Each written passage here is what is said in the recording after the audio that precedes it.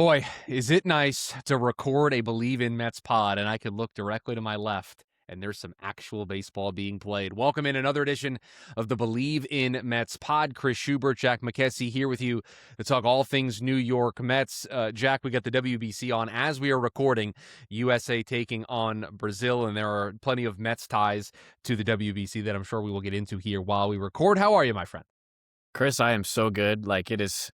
I've been slowly being drip fed baseball through the form of spring training. And it feels like with the World Baseball Classic on, we are fully back. Like once we're through this tournament, we're going to be right up against the start of the regular season. And I've had a lot of fun watching some Mets players and honestly some non-Mets players getting into the baseball action so far at the WBC. It's been just a great start to the week. Yeah, I love the WBC. I'm hoping that this continues to pave the way for MLB players to play in the Olympics in 2028 when baseball is on the menu. But yeah, it is a lot of fun to see baseball back in our lives. And yeah, for Team USA, there's some pretty important Mets that are on that squad. None other than their Game 4 starter, what will be their last pool play pitcher, but also the guy that, at least according to the manager of the team, Mark DeRosa, is lined up to pitch in the final if the U.S. gets there. Nolan McLean apparently is going to put all of Team USA on his back and pitch twice, including in the finale. We had a little bit of a bumpy road for him to get there. The vertigo, maybe a little concerned whether or not he would make the start, but everything seems to be all good. And now we know about Nolan McLean. We got a chance to see him for those 8 starts at the end of 2026, but I do think this is going to be somewhat of a coming out party for the rest of baseball of what Nolan McLean can be and why he is considered one of the favorites to be the NL Rookie of the Year this year. Yeah, look, we're Mets fans, so like you said, we have seen what Nolan McLean can do. We saw the hype as he came up through the system. We saw him make that excellent debut against the Mariners. We saw him make some excellent starts against the Braves. Now, like you said, we're going to get a chance to let the world see what we've already seen. Nolan McLean is entering this season as the early favorite to be the National League Rookie of the Year. And it feels really good as a Mets fan to have seen a player come up and know that he's special and to kind of have it validated in this way where Mark DeRosa is already saying, we haven't even really started. The Team USA is playing their first game right now against Brazil. Mark DeRosa has already declared that our pitcher, for Mets fans, our pitcher, Nolan McLean, would be the starter in the World Baseball Classic final if Team USA gets that far. If that's not a sign of the kind of special player that McLean is and is projected to be going forward, I don't know what is. And it just makes me even more excited to see him pitch a full season in 2026. Well, and also just consider who his teammates are in that rotation, right? Logan Webb, who's going tonight in Game 1, has been doing it a long time and at times has been a top 5 pitcher in the game. I don't think I need to do chapter and verse on Tarek Skubal and Paul Skeens and how great they are. That's the company that Nolan McLean is keeping right now as one of the best pitchers in, all of the United States, but in all of baseball. That's how he is viewed upon, even though he's only made 8 starts at the big league level. I mean, Team USA has other starters. Clay Holmes was on the team. He could start if they needed it. Michael Wacha's on the team. He's been a starter in the past. They've got guys who could take that role, and this is the confidence that I think Mark DeRosa and USA Baseball has in Nolan McLean that, yeah, he is ready for this moment to be on this team, to be a member of the rotation, but to take it a step further. And yeah, I think if Skubal was there, he would be pitching in the final. Sure. But he's our number 2, even with Paul Skeens around. We trust him to be the number 2 guy. So yeah, it's going to be a lot of fun.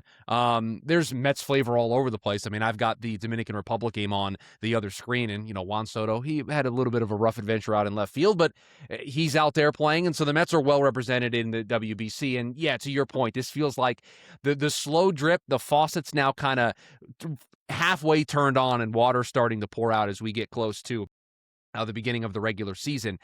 I want to mention another pitcher, though, Jack, because there is somebody who he's heard about Nolan McLean, he's heard about Jonah Tong, he's heard about Freddy Peralta, and we'll get to Freddy being named the opening day starter, I'm sure, at some point. But Christian Scott just sliding a small reminder across the table to everybody of, hey, don't forget about me. He had his first start since July 2024. He threw 2 2/3 scoreless, struck out 5, only allowed 2 hits, didn't walk anybody. Velocity was up as well. And for a guy who had underwent Tommy John surgery, you usually don't get the velocity back right away. Christian Scott looked every bit as good before he went down with the injury. And so if you just kind of wanted the cherry on top of this young pitching staff that the Mets have going into 2026, Christian Scott with a nice reminder of, hey, don't forget about me. I can help things out as well this year. I think that's the perfect way to put it, Chris. We've discussed so many times the question marks in the rotation this year, and the Mets have a lot of starting pitching rotation depth already with even veterans. Like you leave out Jonah Tong, you got obviously Nolan McLean, who we've mentioned, near the top of the rotation, Freddy Peralta being the number one, but then Clay Holmes, Kodai Senga, Sean Manaea, David Peterson, Christian Scott. Even to me, as someone who covers the Mets and follows them pretty closely, I kind of let Christian Scott get lost in the shuffle just a little bit. As a guy who missed all of last season with Tommy John surgery and, had good starts to his starts when he debuted in 2024, but he never really was able to put together a complete, 5+ innings of really quality work. He always had a little bit of a slip up at the end in his rookie season, but I am so encouraged by what I have seen so far in spring training. And I know, like last episode or 2 episodes ago, I said we can't take everything in spring training super seriously at face value because of whatever tweaks the players are going to make before the regular season starts and the games start to count. But I mean, it's hard to do much better than allowing 2 base runners, striking out 5. And Chris, I think this might be the biggest highlight from that performance: 40 of 50 pitches for strikes. The command, right? Yeah, Justin that's Willard, the big takeaway. the Mets' new pitching coach, came in and he said, my goal, my philosophy is to have guys throw their nasty stuff in the zone. And if you're throwing 40 or 50 pitches for strikes, that kind of command is a really promising sign going forward, both for Scott, but also for the Mets pitching as a whole, because I look back at last season and the amount of walks was just unsustainable, and it bit them in the butt late in the season. This is a really good early return. Well, it was really the last 2 years, if you want to throw in 2024 with the walks being a problem. And you could almost understand a guy who hasn't pitched on a big league mound since July of 2024 having some command issues in his first start back. Like, if that occurred, we would explain it away as the dude hasn't pitched in over a year and a half. Like, this should And he's probably testing whatever new arsenal tweaks he's making. Yeah. You're coming off of an injury. You're nervous, right? The adrenaline's pumping. You've got a brand new pitching coach that probably wants you to tweak some things in this first start. Like, it is a recipe for you to have, 50 pitches, 25 balls, 25 strikes. And we'd be like, yeah, okay, that makes sense. So to come out with the pinpoint command that he did right away is it's an encouraging first step for Christian Scott, but it also sets the foundation, the floor, way higher than I was already expecting it to be for Christian Scott. And I don't mean this in a bad way. Like, Christian Scott is just kind of the add-in to this rotation. And so if he's already like this ahead of schedule, it just gives me more confidence that if Kodai Senga continues to struggle, if David Peterson's second half from last year lingers in to the first half, if Sean Manaea doesn't return to form, if the Mets have some of the similar pitching issues with their rotation that they had in the summer of last year, they've got guys like Christian Scott and Jonah Tong who may be ready to go to help them out. We'll very quickly mention Tong. He's debuting a new cutter, and he's been messing with it in his first 2 starts. The early returns it's a work in progress, but this is what spring is supposed to be about. So I'll give you the floor if you want to talk about Jonah Tong and the new cutter that he's debuting. I think this overall, Jack, for me, it kind of gets to this point of, we know he's got the fastball. We know what that's going to do. We know he got the change to play off of it, but he needs to find those other secondaries to have a full-blown arsenal, and I think this is part of that process. And I like that the Mets, at least publicly, are kind of slow playing it with Tong and giving him the room to experiment and not put a ton of pressure on him. Yeah, I think his first start that he made, was when he started throwing the cutter, and I think, ironically, he gave up a home run to Brendan Donovan, was it, with the Cardinals? But like you said, it's about developing an extra pitch in his arsenal. We know, like you said, the fastball's good. When the fastball's good, the changeup works. But we saw when he gets into trouble, at least during the end of last season, it's because one of those 2 pitches is working, and he kind of becomes a lot more one-dimensional because the action or not the action, but the way the pitch looks to a batter is very similar as far as fastball and changeup. The key is the speed change, right? And adding the cutter adds a little bit more movement, and I think that it can play off of his fastball very well. And so far we've seen the early returns in the first start weren't quite as good. The second start, he took a step up. I was seeing our guy TJ Stats talking about the stuff plus on his cutter jumped a little bit. It looked like he had started to refine what it feels like.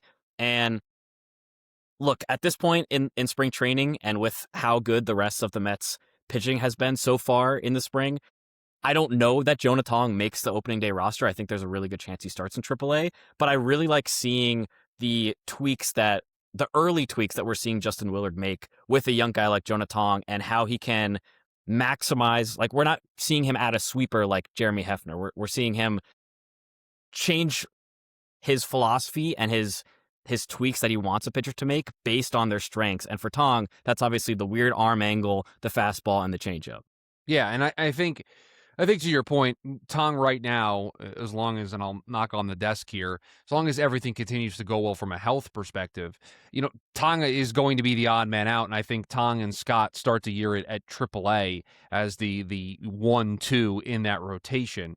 Because everything else was kind of going really well from the Mets from a pitching perspective. I mean, Nolan McLean was great in his spring start as part of the tune-up to getting ready for the WBC, and we can use this as the natural transition because opening day starter Freddy Peralta looked every bit ready for opening day. What was it, 9 up and 9 down in his debut in spring? I believe it was after being announced the opening day starter for the Mets. He went out there and did that, if I'm remembering the timeline correctly, and looking every bit of the ace that the Mets sought to acquire here in the offseason. And the conversation got stirred up again last week about a long-term extension.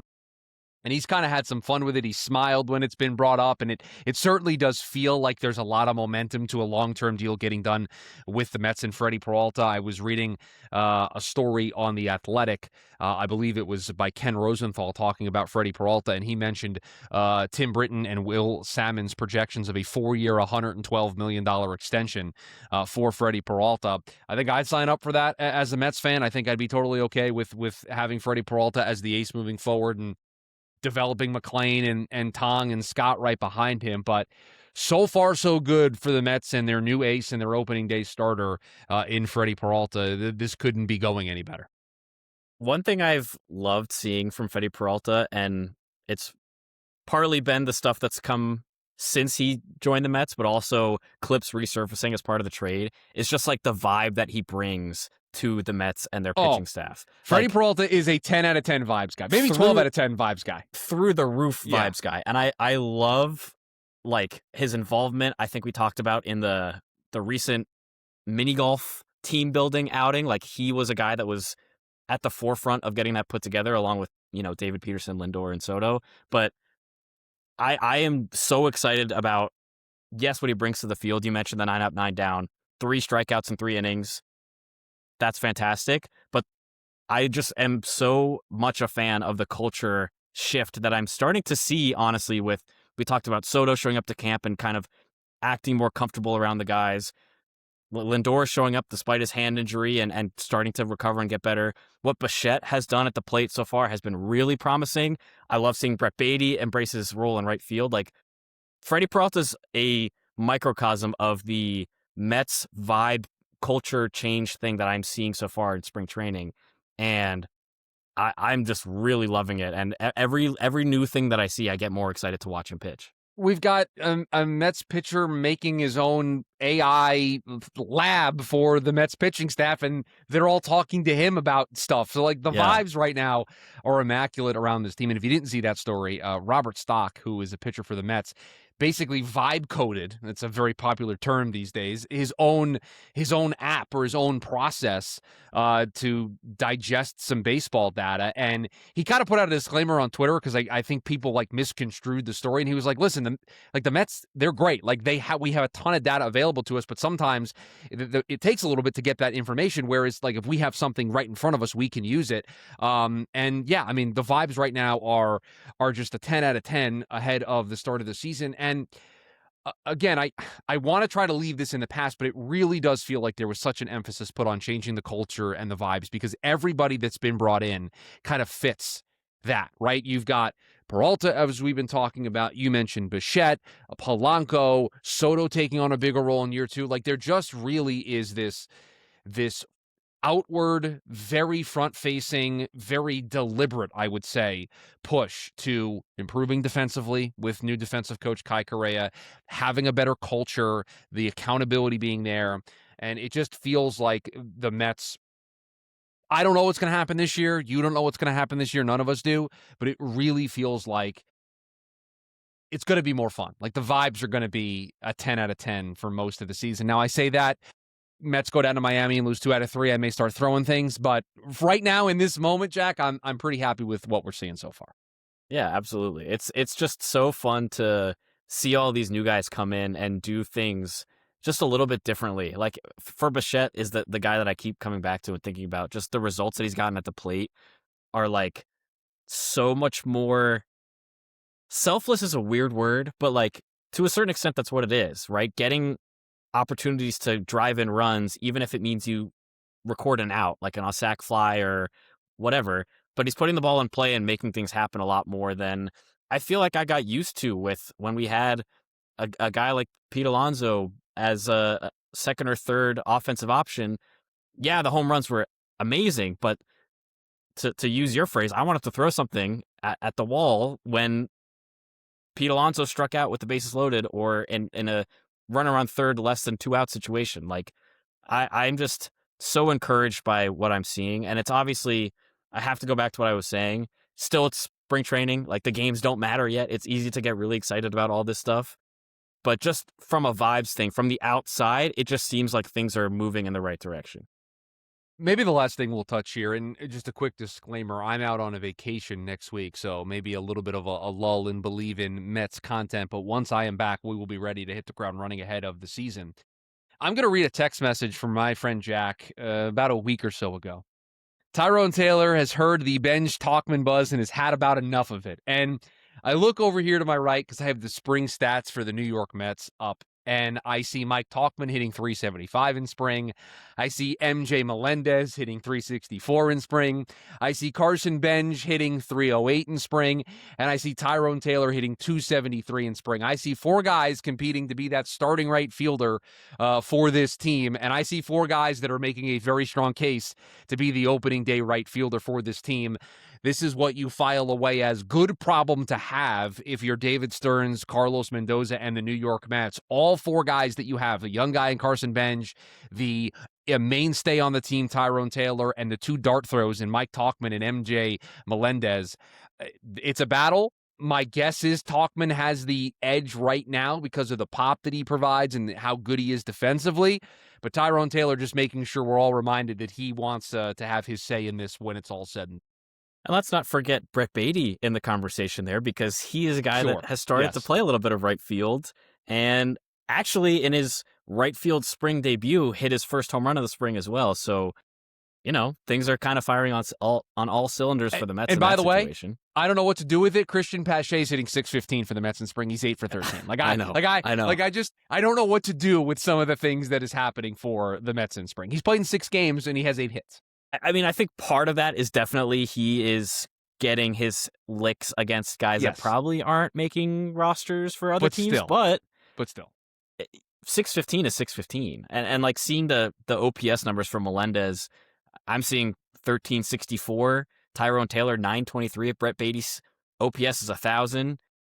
Like, I don't know. I'm liking what I'm seeing from the right fielders. Yeah, and I just love that the competition is going to bring out the best in everybody. I lied. I think I have one more thing for you because I did not tell you that I was going to ask you this in the pre-show. So this will be a raw reaction. Okay.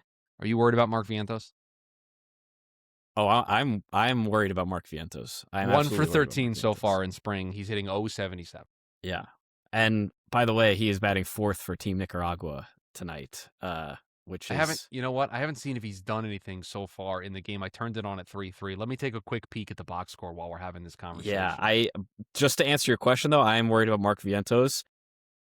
I am in. But the good news is I am very encouraged. I've mentioned Bo Bichette a few times. I'm encouraged by what we've seen from Brett Beatty so far. I am encouraged, honestly, by what we've seen from Marcus Simeon, if we're talking about infielders. So yeah, I mean, I'm worried, but I'm not in panic mode because I think the Mets have the depth there. I just am more worried for what Vientos' future is in this lineup, on this roster, what he can contribute going forward. Because man, he just has not looked any in any way the player that he was when he came back up in 2024.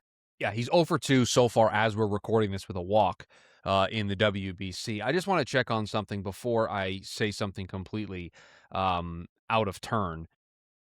He's out of options, and so that kind of complicates things if you're the Mets. I wanted to check with Fangraphs because I wasn't sure if he had one option left.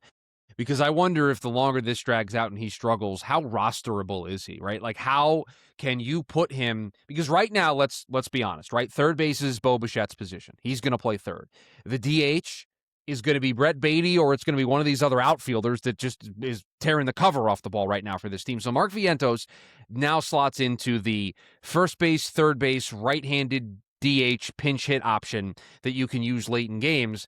And I just don't know if I trust him to be that guy. Like, if I have one at bat that I'm going to use off the bench, do I want it to go to Mark Vientos, or do I want it to go to Ronnie Mauricio, who, by the way, earlier this week just is crushing the baseball? I think he hit one like 110 miles an hour.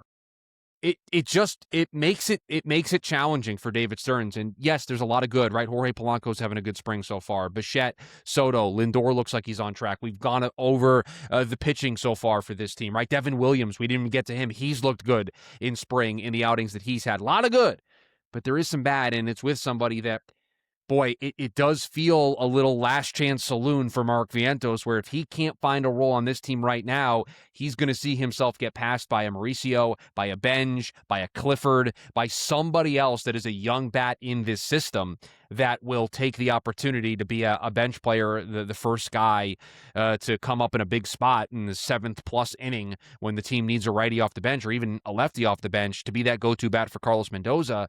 And it feels like Vientos could let that slip through his fingers if he doesn't find it here in spring. And you can just tell it's kind of draining on him a little bit. Yeah, it's at some point, like it definitely is just a mental thing. And I think when he's had the peak of 2024, especially that playoff run and how just amazing he was, how clutch he was in some really important moments, the power was there, and it just kind of drained in 2025. And we haven't seen anything in 2026 that suggests that he's closer to the 2024 version of Mark Vientos than the 2025 version. I guess the counterpoint to what you're saying about, it's worrying that Mark Vientos might not be able to find himself really a role in this team is, I'll again use the phrase that you used. It's kind of a good problem that the Mets have right now, in that there are so many alternative options for that role, for, that bench guy, DH guy, between Brett Beatty, Tyrone Taylor, MJ Melendez, Mike Tauchman, Ronnie Mauricio. Like, there are a lot of people that can fill those bench roles. And if Mark Vientos ends up, not being able to return to form, so to speak, I think the Mets still have options for that same role. Oh, yeah, it would be much different if they didn't sign Bo Bichette and they were trying to roll into this year with Mark Vientos as their starting third baseman, right? I mean, yeah. then we've got an emergency situation on our hands. It's a little different with the way the Mets correctly hedged. Hey, Brett Beatty was good, but we don't know if he can absolutely be locked into a spot for us. Mark Vientos cannot count on him to be an everyday player for us, whether it's at first base or it's at DH. So we're going to go out and get Jorge Polanco and teach him first base. We're going to go out and get Bo Bichette. We're going to go out and throw a ton of darts on minor league deals with veterans that we think could push him for that DH spot. So it's a good problem to have that the Mets have protected themselves, but I think back to Swaggy V in the postseason hitting that grand slam against the Dodgers, and I go, where's that guy? Where's the guy that took over the 2024 playoffs? Because that guy makes this team so much better. He completes them in a way that I like what I'm seeing from, Mike Tauchman, but peak Mark Vientos is better than what Mike Tauchman can provide in terms of offense. So it is something to kind of file away, to continue to keep an eye on, because it is not going exactly the way I think the Mets and Mark Vientos would have wanted it to go. It's going to do it for us here on another edition of the Believe in Mets pod. Hope everybody enjoys the WBC action over the next week. If you are new here, please rate, review, subscribe to the podcast wherever you are listening to us. If you want to watch the show, just search Jack McKessie on YouTube, McKessy. Again, off next week with me traveling on vacation, back at it a week after next week, and we will be ready to go for the start, because before you know it, baseball will be here. So enjoy the WBC, enjoy Nolan McLean. Jack wants to say one more thing before I totally close this, so go ahead. I want to give another special shout out to our YouTube audience, because they have been outstanding recently. Yes, we are 2 subscribers away from 100 on YouTube, which is... Okay. I'm going on a boat. I'm not going to have cell service for an entire week, so I'm not going to be able to check. When I get back, when I am back on land and I open up my phone, first thing I'm doing is going to YouTube and I'm seeing how many subscribers we have. We better have 100.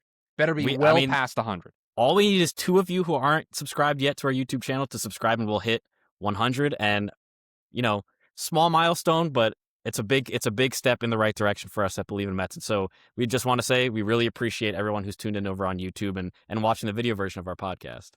Yeah, that was a great shout. So, yeah, when I get back, I want to see at least 100 subscribers on the YouTube channel. We're back to get you ready for the start of the season in about a week and a half. So, everybody enjoy the WBC. Enjoy the rest of Mets spring. We'll talk to you guys next time. As always, let's go Mets. Let's go Mets.